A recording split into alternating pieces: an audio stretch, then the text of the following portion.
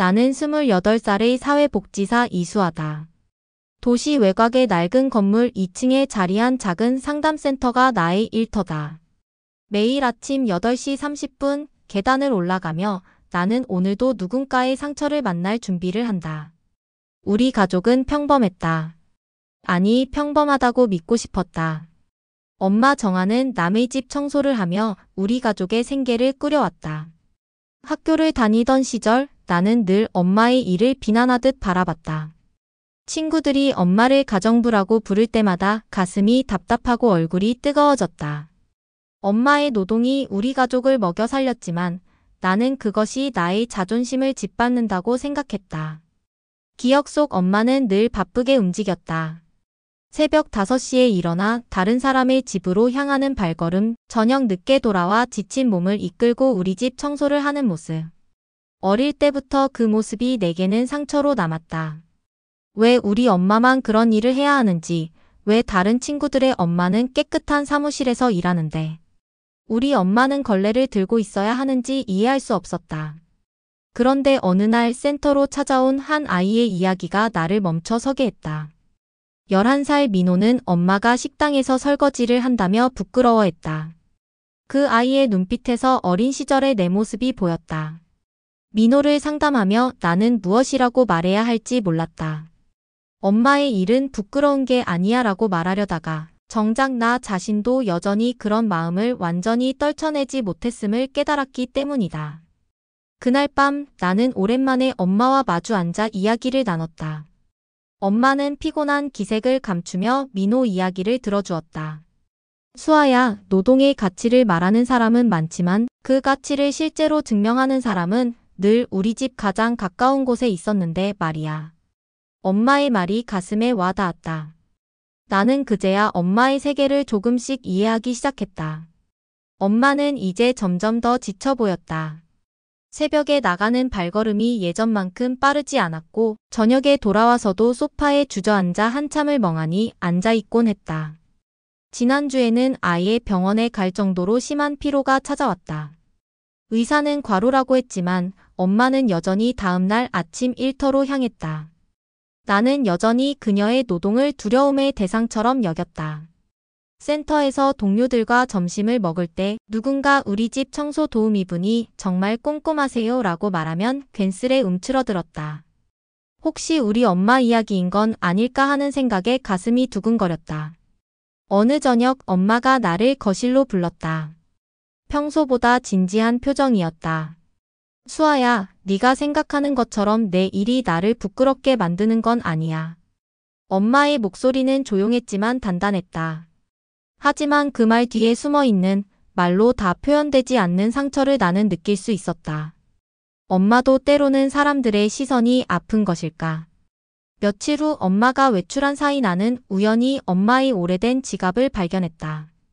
떨어진 동전을 줍다가 지갑이 열렸고 그 안에서 한 장의 낡은 쪽지를 발견했다.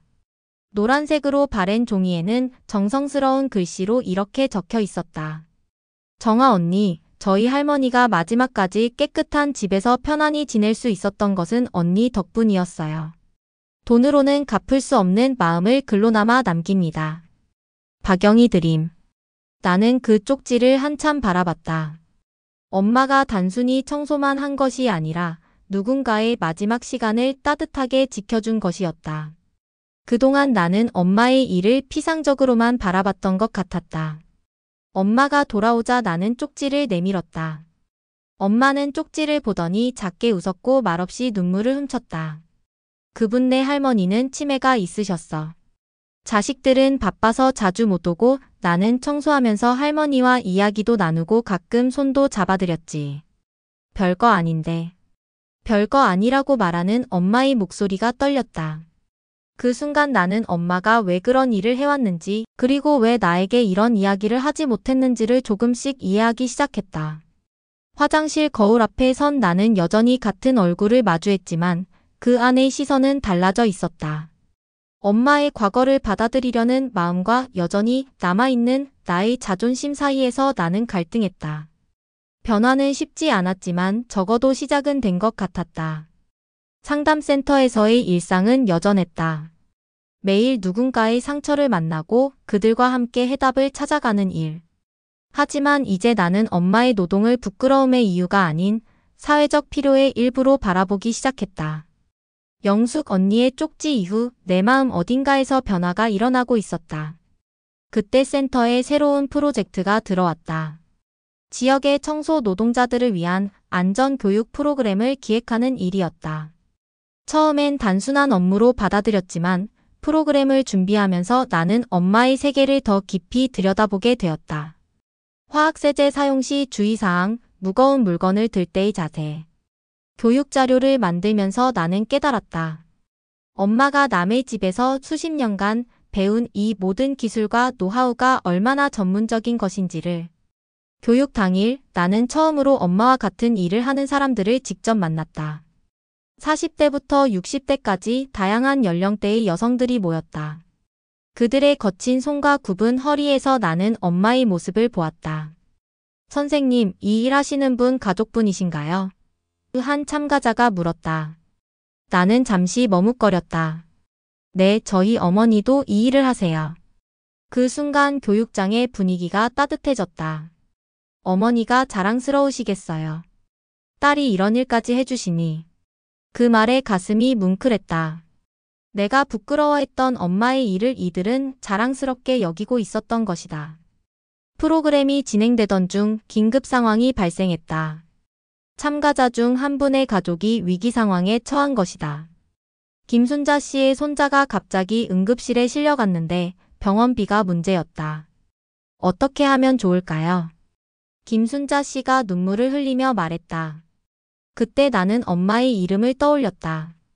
영숙 언니를 도왔던 것처럼 엄마라면 어떻게 했을까? 나는 참가자들과 함께 작은 모금을 시작했다. 센터 동료들도 동참했고 며칠 만에 상당한 금액이 모였다.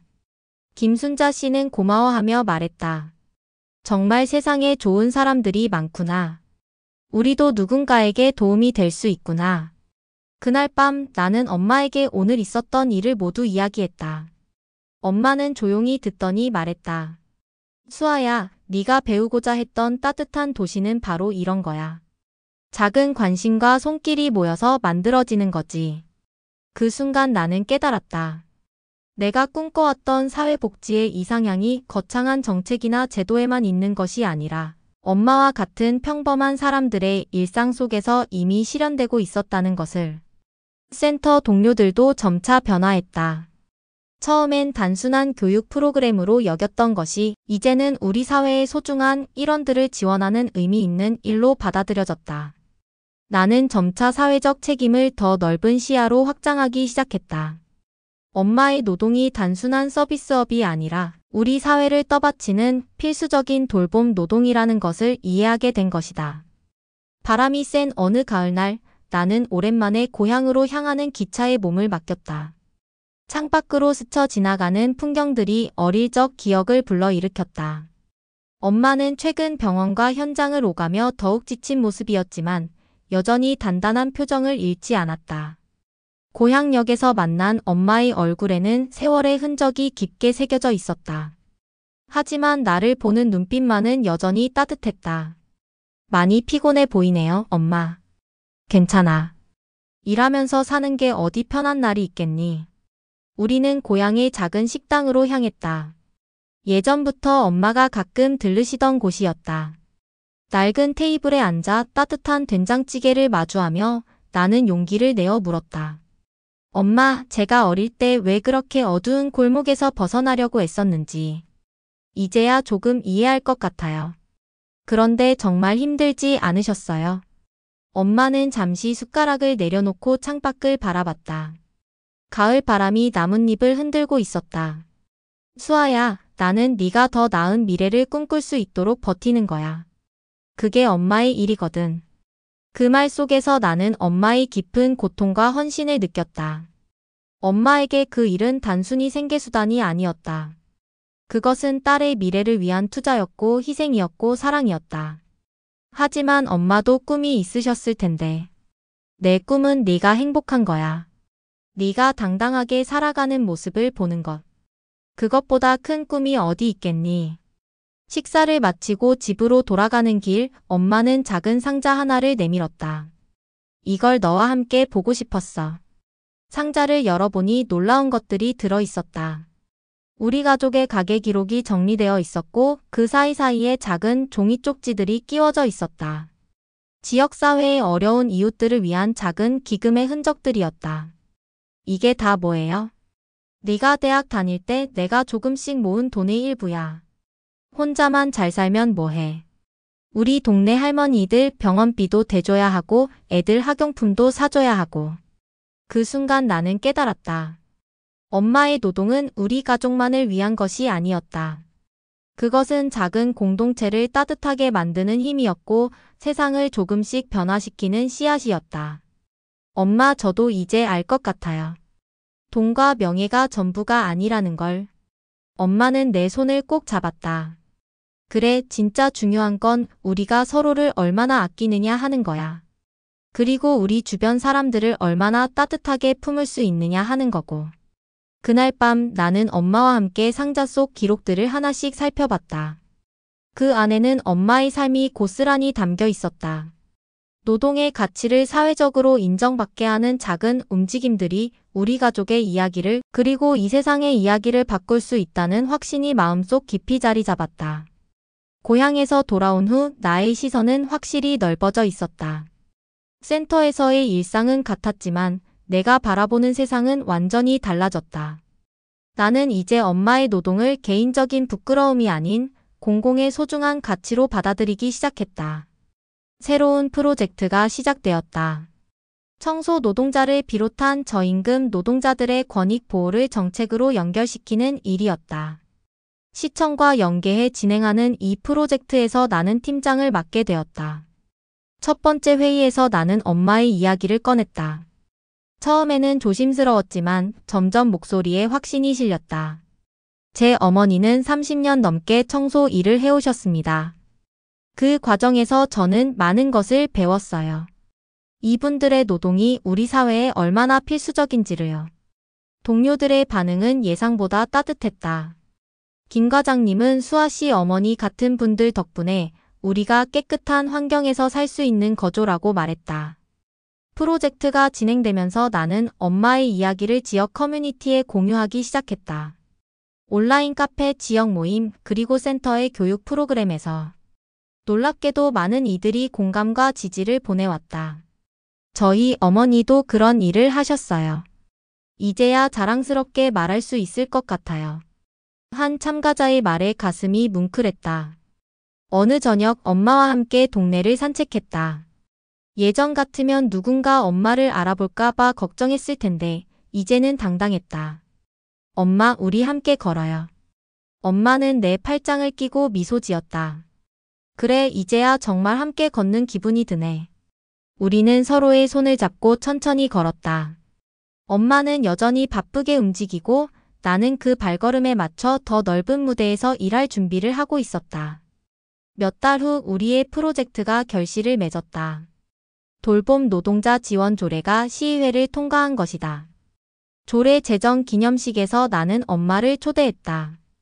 이 조례는 우리 어머니 같은 분들의 노고를 인정하고 보호하기 위한 첫걸음입니다. 내가 마이크 앞에서 말할 때 객석에 앉은 엄마의 눈에 눈물이 고였다. 행사 후 엄마가 말했다. 수아야, 엄마는 네가 이렇게 자라줘서 정말 고마워.